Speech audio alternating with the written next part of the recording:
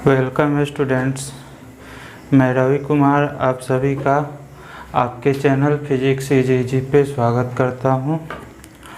और जैसा कि हम लोग लास्ट क्लास में वेक्टर पढ़ रहे थे, तो वेक्टर का कंपोनेंट वगैरह का काफ़ी चर्चा हम आप लोग से कर लिए हैं।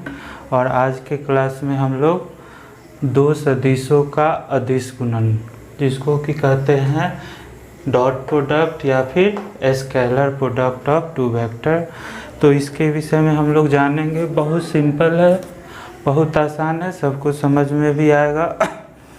लेकिन पहले आप लोग को एक बात कहना चाहेंगे कि ऑफलाइन क्लास में, नॉर्मल क्लास में हम पूरा 3 महीने तक आपका वेक्टर, बेसिक मैथ्स और न्यूटन लॉ, यह 3 चीज़ में एटलीस्ट 3 महीना समय आप लोग का लगा देते हैं।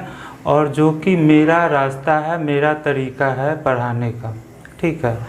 तो चूँकि अभी तो आप लोग का, बहुत लोग का कोरोना वगैरह के कारण काफ़ी टाइम भी निकला है और ऑनलाइन क्लास में उतना समय भी नहीं है, तो हम बिल्कुल एक बेसिक चीज़ लेके चल रहे हैं। लेकिन यह चीज़ आपको माइंड में रखना होगा एकदम कि इससे कम में काम नहीं चलेगा। यानी कि अगर फिजिक्स सीखना है तो एटलीस्ट इतना तो आपको हर हाल में वेक्टर जानना ही होगा। इसलिए हम थंबनेल में भी आपका लगा दिए हैं इट्स माय वे और हाईवे, देखे होंगे आप लोग पिछला वीडियो में भी। तो फिजिक्स पढ़ना है तो मेरे तरीके से पढ़िए, वेक्टर का कंसेप्ट लीजिए, न्यूटन लॉ का लीजिए। आखिर तभी तो आप फिजिक्स का इक्वेशन, फिजिक्स के लैंग्वेज, भाषा से परिचित होइएगा और फिर देखिएगा बिल्कुल आपको फिजिक्स से प्रेम हो जाएगा। बिल्कुल जैसे बत्तख पानी देख के तुरंत तैरना चालू करता है, वैसे आप लोग फिजिक्स से दूर नहीं रह पाइएगा। लेकिन हाँ, कंडीशन है कि मिनिमम इतना रिक्वायरमेंट आपको पूरा करना पड़ेगा। कुछ बेसिक मैथ के लिए भी आपका प्लेलिस्ट चैप्टर 0 में है, तो वह देखिएगा। और नया चैनल है तो आप लोग खास के 11 वाले, जो भी दिक्कत हो कमेंट सेक्शन में हमको बताइएगा, हमको पता चलना चाहिए। और ज़्यादा से ज़्यादा आप लोग चैनल से जुड़िए ताकि आपका प्लेटफॉर्म मजबूत होगा। और भी आप लोग के लिए अलग अलग वीडियो हम कोशिश करेंगे डालने का। तो क्लास शुरू करते हैं हम लोग। सबसे पहला काम हम लोग कर लेते हैं कि जो बेसिक डिफिनीशन है हम बोर्ड पे लिख दिए हैं, एक बार पढ़ लेते हैं, आप लोग नोट कर लीजिए। और फिर सेम चीज़ को हम लोग अलग अलग एग्जाम्पल से, प्रॉब्लम से उसका डिस्कस करेंगे, उसका कंसेप्ट को पकड़ने का कोशिश करेंगे। तो सबसे पहले आपका हेडिंग है डॉट प्रोडक्ट और scalar product of two vectors, जिसको कि हिंदी में कहिएगा दो सदिशों का अदिश गुणनफल। तो एक चीज़ माइंड में अच्छा से आप लोग रखिए कि चाहे आप इंग्लिश मीडियम में एग्ज़ाम देना चाहते हो, हिंदी में देना चाहते हो, किसी को भी इस क्लास में हम प्रॉब्लम नहीं होने देंगे। लेकिन धीरे धीरे आपका ओरिएंटेशन इंग्लिश की ओर ले जाना का कोशिश करेंगे, जो कि आपके लिए ही बेनिफिशियल होगा। क्योंकि साइंस सब्जेक्ट है, आपको इंग्लिश से फ्रेंडली होना ही पड़ेगा। तो अच्छा है, फिर भी हिंदी इंग्लिश दोनों का काम हम करते जा रहे हैं, तो ये सब चीज़ आपके माइंड में नहीं रहना चाहिए कि हिंदी में पढ़ाएंगे, इंग्लिश में पढ़ाएंगे। आप केवल कॉन्सेप्ट को कैच कीजिए और बाकी काम हम पे छोड़ दीजिए। तो हेडिंग हो गया दो सदिशों का अदिश गुणनफल। अब इसका परिभाषा क्या कहता है कि दो सदिशों का अदिश गुणनफल, जिसको कि कहते हैं डॉट प्रोडक्ट भी या फिर स्केलर प्रोडक्ट भी, उन सदिशों के परिमाणों, जिसको कहेंगे मैग्नीट्यूड, तथा उनके बीच के कोण की कोज्या यानी कि कोसाइन एंगल के गुणनफल के बराबर होता है। नोट कर लीजिएगा आप लोग। इंग्लिश में लिख दिए हैं dot product of two vectors is equal to product of their magnitudes and cosine angle between them, same चीज़ है। तो इसका एग्जाम्पल में अगर आपको कहना है तो मान लीजिए कि आपके पास दो सदिश है, वेक्टर ए है, वेक्टर बी है, दोनों के बीच एंगल थीटा है। तो यदि ए तथा बी दो सदिश हैं जिनके बीच का कोण थीटा है, तो अदिश गुणन की परिभाषा से, जो परिभाषा आपका कह रहा है क्या कह रहा है, तो a डॉट बी कैसे पढ़िएगा अदिश गुणनफल को, तो अगर वेक्टर a और वेक्टर b का डॉट प्रोडक्ट निकालना है, देखिए बीच में डॉट है, इसको पढ़ेंगे a डॉट b, और यह किसके बराबर होगा, तो magnitude of a Guna magnitude of b, और दोनों के बीच का एंगल थीटा, लेकिन हमेशा क्या लीजिएगा, कोसाइन एंगल लीजिएगा, कॉस थीटा लीजिएगा। और इसी को मैग्नीट्यूड ऑफ ए को हम कहें कि केवल तीर का चिन्ह हटा दीजिए तो केवल ए भी लिख सकते हैं, उसी तरह से बी का मैग्नीट्यूड को सिंपली बी भी लिख सकते हैं। सिंपल क्या किए हैं, तीर का चिन्ह हटा दिए, कॉस थीटा। तो यह लैंग्वेज है, इसको भी आपको हमेशा ध्यान में रखना होगा। तो यहाँ तक आपका परिभाषा का बात हो गया है। अब इसी पे आप लोग से काफ़ी चर्चा कर चुके हैं यूनिट वेक्टर का कि परिमाण इकाई होता है, और जिस वेक्टर का यूनिट वेक्टर निकालते हैं उसी का वह दिशा बताता है। और यह भी चर्चा किए कि मेन 3 यूनिट वेक्टर इम्पोर्टेंट हम लोग के लिए है। एक एक्स एक्सिस का दिशा बताता है जिसको कि यूनिट वेक्टर आई लेते हैं, वाई एक्सिस की दिशा में यूनिट वेक्टर जे लेते हैं, और जेड एक्सिस की दिशा में यूनिट वेक्टर के लेते हैं। और तीनों क्या होता है, एक दूसरे पे परस्पर लंब होता है। तो अब यदि आपको आई डॉट आई रहेगा, आई डॉट आई, तो ए डॉट बी का परिभाषा से पहले magnitude of A magnitude of B cos theta.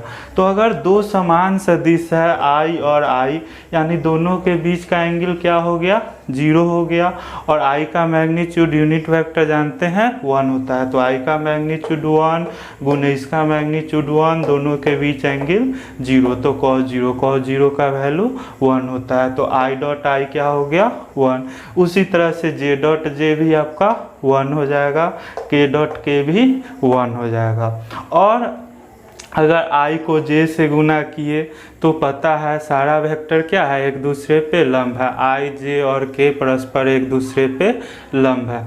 तो अगर i डॉट j कीजिएगा तो यहाँ तक तो i का मैग्नीट्यूड 1, j भी यूनिट वेक्टर है, मैग्नीट्यूड 1 हो गया, लेकिन क्या हो जाएगा, cos 90 लेना पड़ेगा। cos 90 का वैल्यू पता है क्या होता है, 0 होता है। तो i डॉट जे डॉट के डॉट आई सब आपका क्या हो जाएगा, 0 हो जाएगा। तो इस चीज़ का खास ख्याल रखिएगा। जस्ट अभी प्रॉब्लम देंगे तो वहाँ पे आप लोग बनाइएगा, बहुत आसानी से हो जाएगा। तो अगर मान लो ए डॉट ए करते हैं तो यहाँ भी दोनों वेक्टर समान है, मतलब दोनों के बीच एंगल क्या हो जाएगा, 0। तो a का मैग्नीट्यूड a, इसका मैग्नीट्यूड a, और दोनों के बीच एंगल 0, क्या हो गया, a² हो गया। उसी तरह से b डॉट b कीजिएगा तो क्या हो जाएगा, b² हो जाएगा। तो यहाँ तक आप लोग नोट कर लीजिए। अब इसी को कुछ प्रॉब्लम से हम लोग चर्चा करेंगे और कंसेप्ट आपका क्लियर होगा।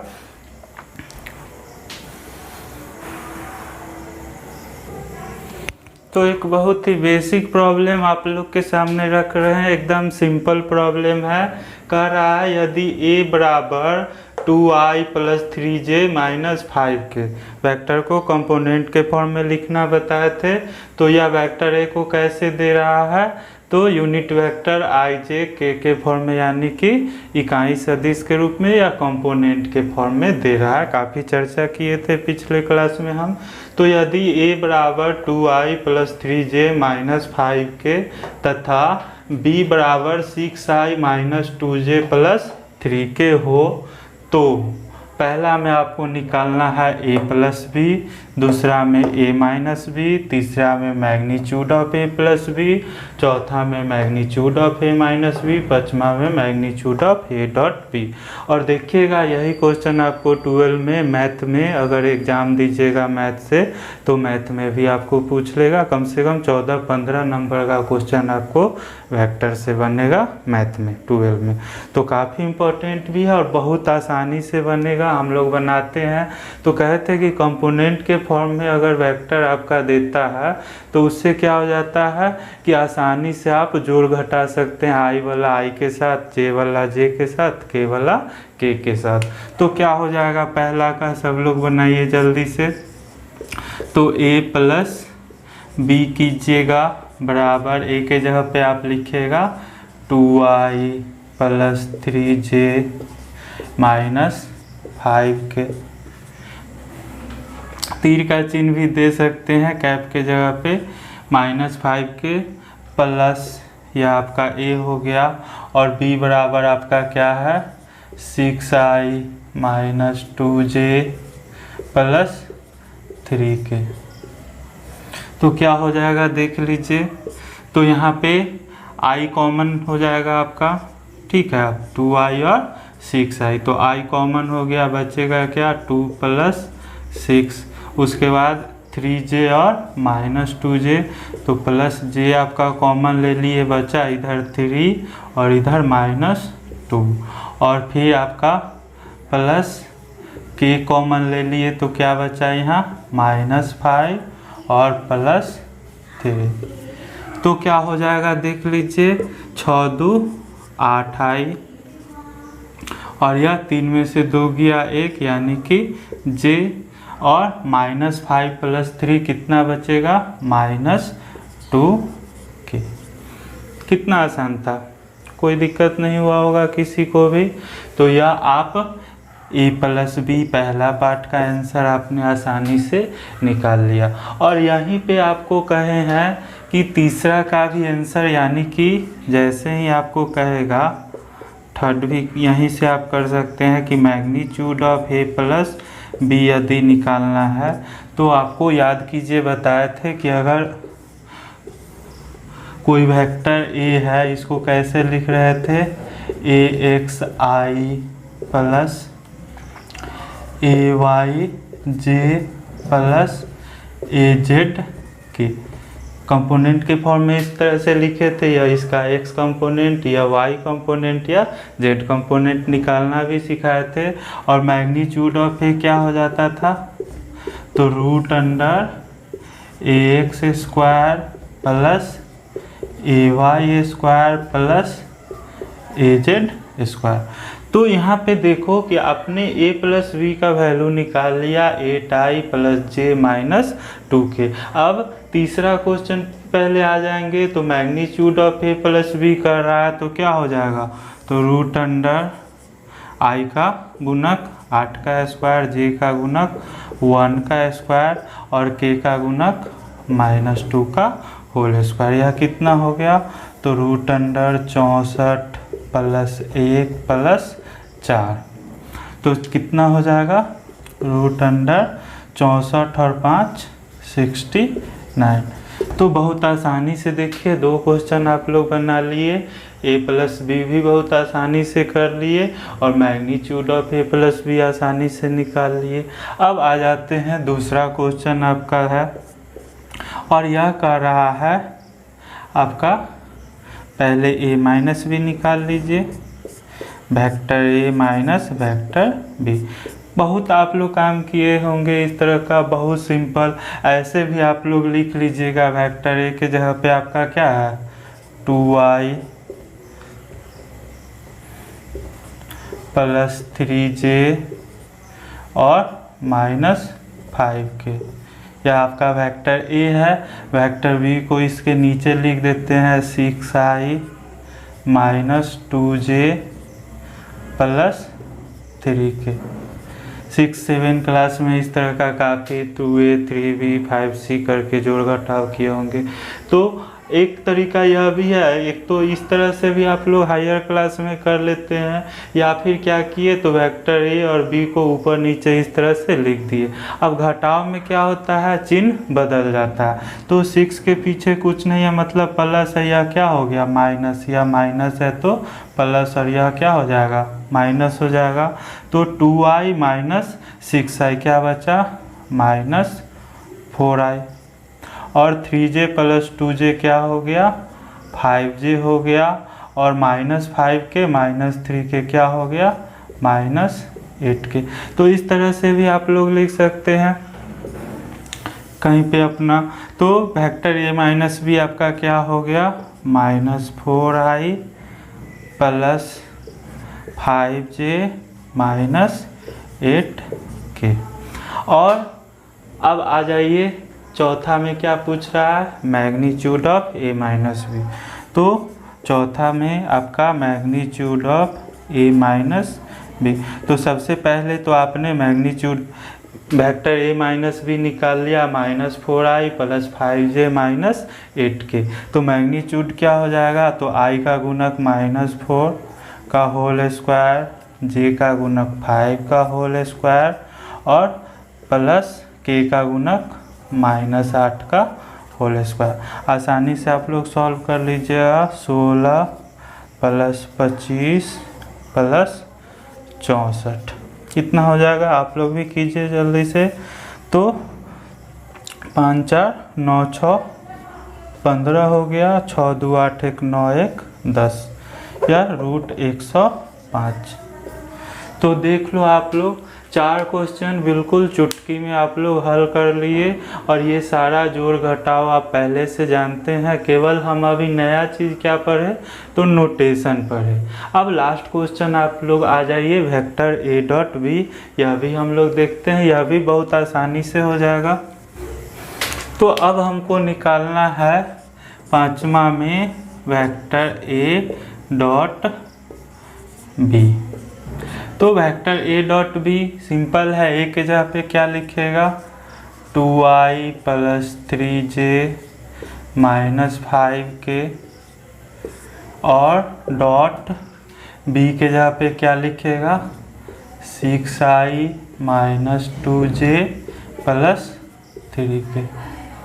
अब याद करो क्या बताए थे कि i डॉट आई क्या होता है, 1। सिंपल गुना करने तो जानते ही होंगे, एक बार 2i को 6i से करेंगे, फिर 2i को -2j से, फिर 2i को 3k से, फिर 3j को 6i से, 3j को -2j से, 3j को 3k से, फिर -5k को 6i से, -5k को -2j से, -5k को +3k से। लेकिन उसमें आपको काफ़ी समय लगेगा और व्यर्थ में समय खर्च होगा, क्योंकि आप जानते हैं कि बचेगा कौन, i dot I, j dot J और k डॉट के, और बाद बाकी सब जैसे i वाला j के साथ जैसे ही जाएगा i डॉट जे क्या होता है, 0। जस्ट अभी बताया है।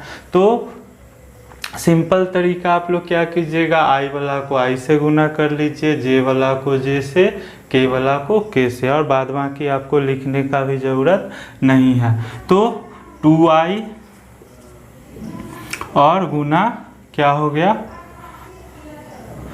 2i डॉट 6i, ठीक है। इसके बाद आप चाहिएगा तो लिख सकते हैं 2i गुने -2j, लेकिन उसको होना क्या है, 0 है। उसके बाद प्लस क्या बचेगा, 3j डॉट -2j, और उसके बाद फिर प्लस -5k और डॉट 3k।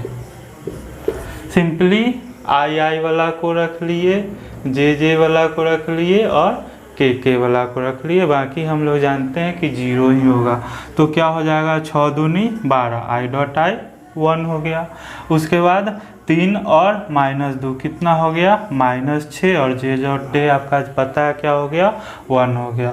और -5 गुने 3 क्या हो गया, -15, के डॉट के आपका 1 हो गया। तो आपको मिल गया 12 -21 कितना हो जाएगा, तो -9 आपका आंसर हो गया। तो बहुत सिंपल प्रॉब्लम था, बेसिक आपका जोड़ घटाव का प्रॉब्लम था। देख लीजिए सब लोग ध्यान से, कहीं कोई दिक्कत मेरे ख्याल से नहीं आना चाहिए। कुछ और आप लोग को प्रैक्टिस करना चाहिए। प्रैक्टिस के लिए कुछ प्रॉब्लम हम लिखते हैं, आप लोग उसको बना लीजिएगा।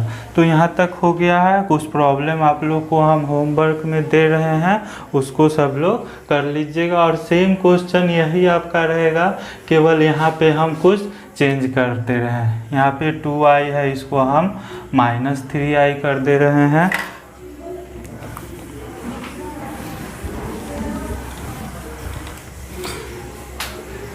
j है, यह 5k था, हम इसको प्लस कर दिए। यहाँ पे 6i है, इसको हम +2j कर दिए और इसको हम -3k कर दिए। अब सेम प्रॉब्लम है, यह आपका क्या हो गया, होमवर्क हो गया, इसको आप लोग बनाइएगा और कमेंट में हमको बताइएगा अभी कितना कितना आंसर आया है, या पांचों का आप लोग करके बताइएगा। और भी चर्चा हम लोग करेंगे धीरे धीरे, अभी आज का क्लास इतना ही रहने देते हैं। आप लोग कमेंट सेक्शन में बताइए सब लोग हमको करके।